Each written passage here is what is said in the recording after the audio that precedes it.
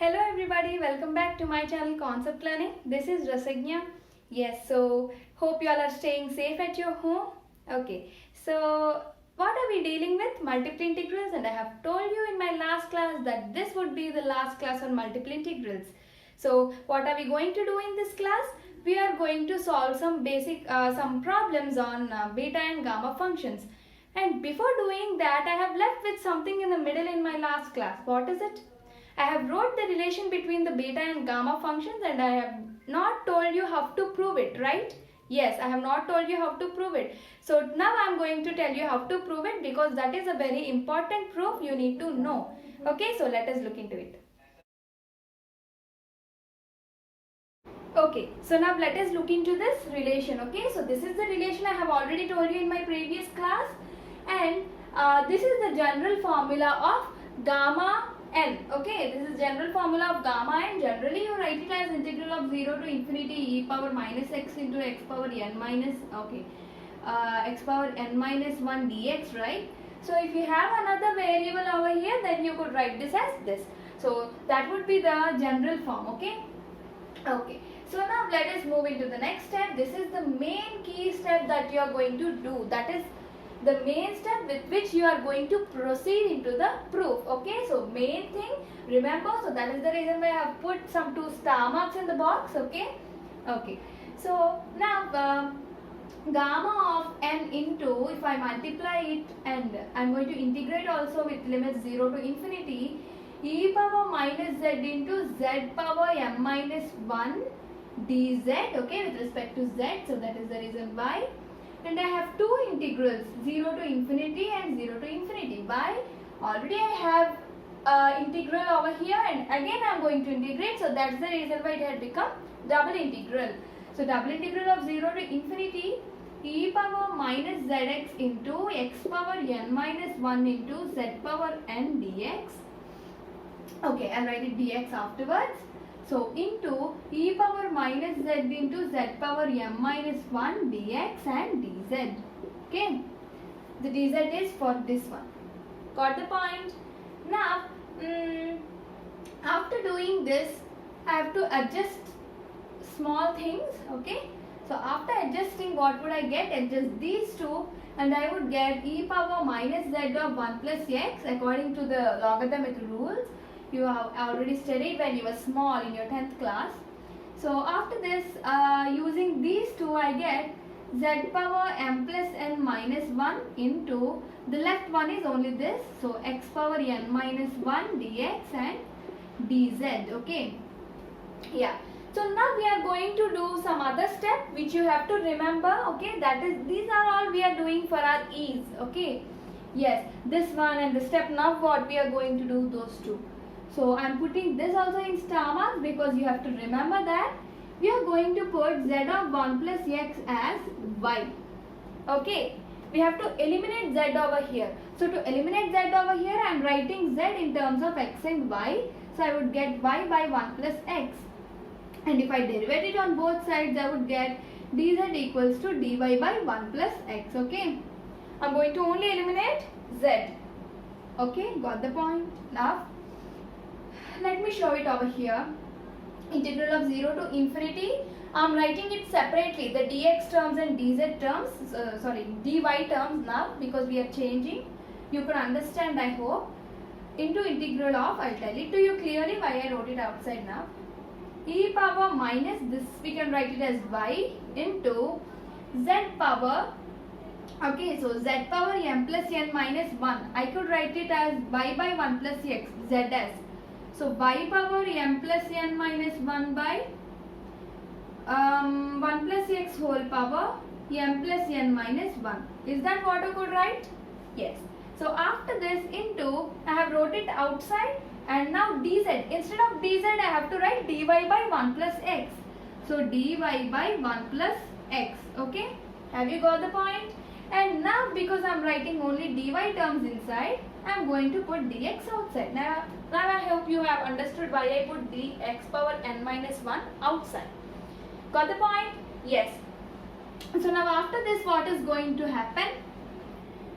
Integral of 0 to infinity x power n minus 1 and I have to write these x terms also outside, right? So if you have remembered, this power is 1. So e power a into e power b, bases are equal, so e power a plus b, right? So in the same way, this is minus 1 and this is plus 1 and both get cancelled. So what will I get outside? 1 plus x whole power m plus n. Got the point? Yes. So now into integral of 0 to infinity, what am I left with? E power, okay, okay. So I have to put it equal to, because I have this term, this left hand side term, remember that, into e power minus y into y power m plus n minus 1 dy, okay, dy, okay. Have you got the point? Yes. So now I am going to erase this. This implies, now coming to the point, the LHS ones, gamma of n, and now what is this? I hope you remember the general formula is e power minus x into x power n minus 1 dx for gamma of n, right? This is the thing. And if you compare these both, you can understand that this value is gamma of m. Okay, this value is gamma of n. So I will write it as gamma of n into gamma of m. In the same way, comparing this one and this one, this will be gamma of m plus n. Observe it clearly. This will be equal to gamma of m plus n. So I am going to write that also. This is equals to integral of 0 to infinity x power n minus 1 by 1 plus x whole power m plus n into gamma of m plus n. Okay, gamma of m plus n. Okay, so that is clear. Now we are going to the final step of the proof. I hope you remember this formula that I have told you in my previous class. If you have not watched that, go into the description box quickly and check the previous video of mine. You could observe I have told the formula of beta of m comma n as integral of 0 to infinity x power n minus 1 by 1 plus x whole power m plus n. I have told you we are going to definitely use this formula somewhere or the other. Did I tell you? And that is, we use it in the relation over here. Okay, that is a very important relation, so you use it over here. Okay, so that is the reason why this whole term becomes beta of m comma n. Okay, yes, hope you have understood why I am going to write that. And now I will transfer this gamma of m plus n this side. So what will become? Beta of m comma n is equals to gamma of m into gamma of n by gamma of m plus n. So I think this is the required relation that we have to prove. Am I right?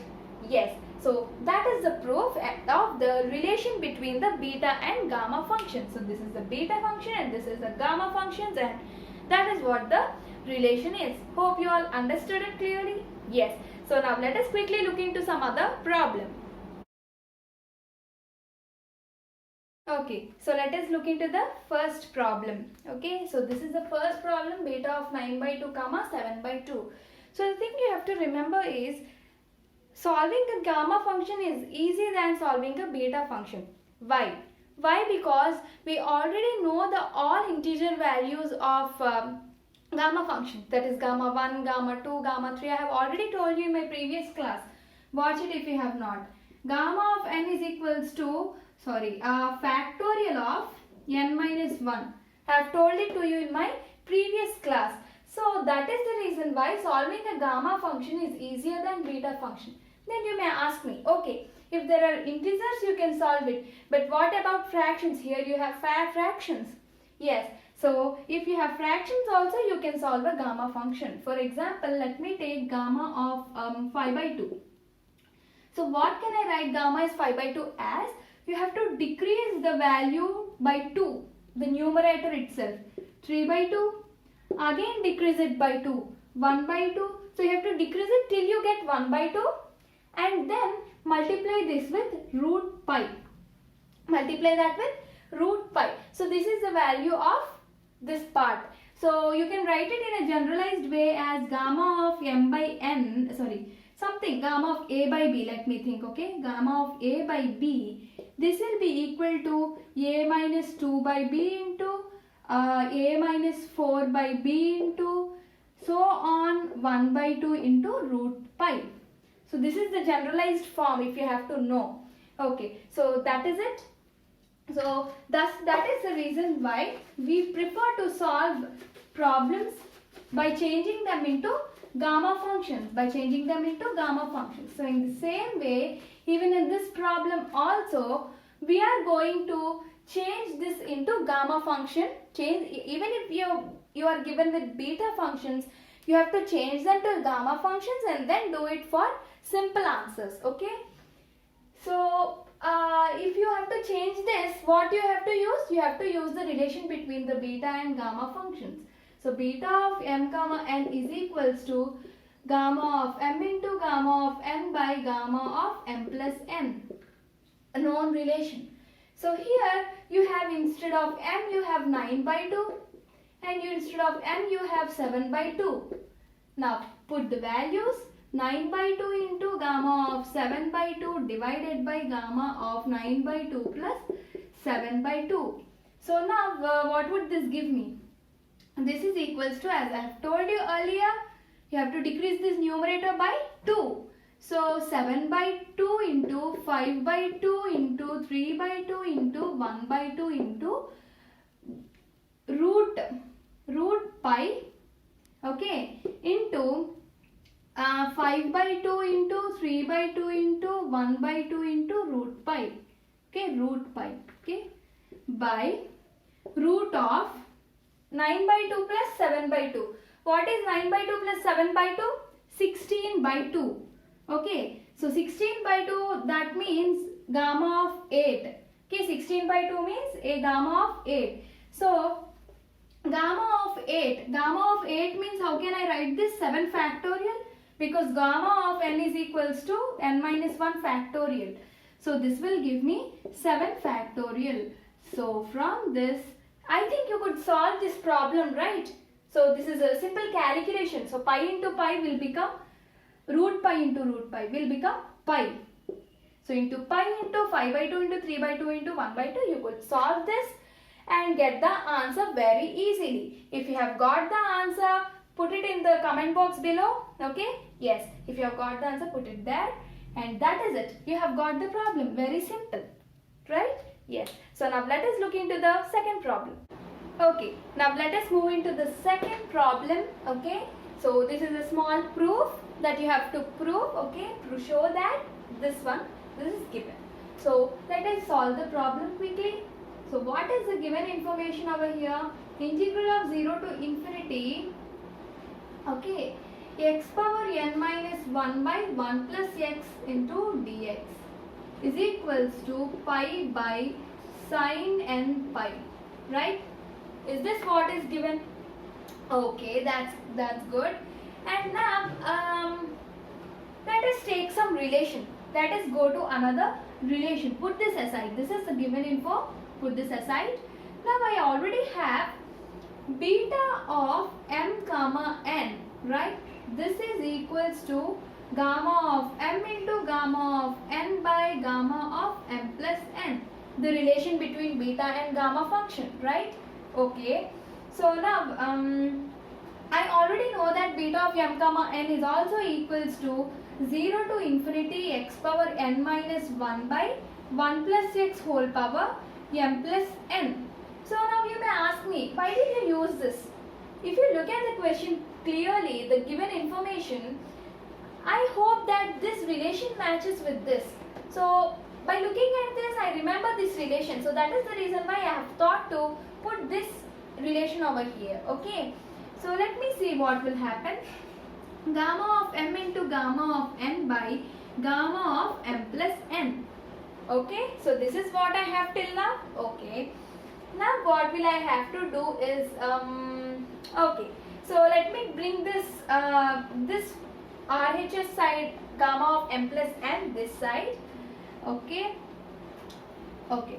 So what will this become? Gamma of m plus n into integral of 0 to infinity x power n minus 1 by 1 plus x whole power m plus n. And this is equals to gamma of m into gamma of n. Now if you look at this relation clearly and look at something which we have to prove, can I do something? Can I put m is equals to 1 minus n, and so I would get this part? Okay, so then I'll do the same thing. Let me put m is equals to 1 minus n. Okay, so gamma of n into gamma of 1 minus n, this will be equal to gamma of, instead of m I have to put 1 minus n, so 1 minus n plus n into integral of 0 to infinity x power n, okay, dx, I have forgot to write dx, right, even here, okay, dx, okay. So by 1 plus x whole power, instead of m I have to put 1 minus n and plus n, okay, dx. Okay, so now through this what do I get? Gamma of n into gamma of 1 minus n is equals to, this would become 1, gamma of 1, and what is gamma of 1? 0 factorial. What is the value of 0 factorial? 1. Okay, let me write it further. Into integral of 0 to infinity x power n minus 1 by 1 plus x, that is it, 1 plus x dx, that is it. I have completely made it 1 because these two can cancel and the whole power 1 will remain. Okay, so this is equal to 0 factorial, right? 0 factorial, and what is the value of 0 factorial? 1. So finally this would become 1, right? Okay, so now I hope we already got this part. Okay, so this is the same thing over here. This LHS is the RHS over here. So gamma of n into gamma of 1 minus n is equals to, I will write, instead of this I will write this one because these two are equal. So pi by sin n pi. So I think this is the required relation, the proof. This is the same thing. Yeah, then we are done with the problem. So I hope you have understood this problem very clearly. It is very simple. You have to just look at the problem and remember all the relations and use the relation which is suitable to the given proof. Have you got the point? Yes. So with this class we have completed multiple integrals completely successfully, and in our next class we are going to look into some other new topic. Maybe I'll deal with linear algebra. So that is it for today. Hope you liked the video. Share the video to your friends and also subscribe to the channel. Okay, and if you have not watched the previous videos of multiple integrals right from the beginning, I'm going to put the playlist in the description box below, so you could check anything, and if you have any doubt also you could check in the playlist. Okay, so that is all for today. Meet you in my next class with another new topic. Okay, so thank you for now. Bye bye.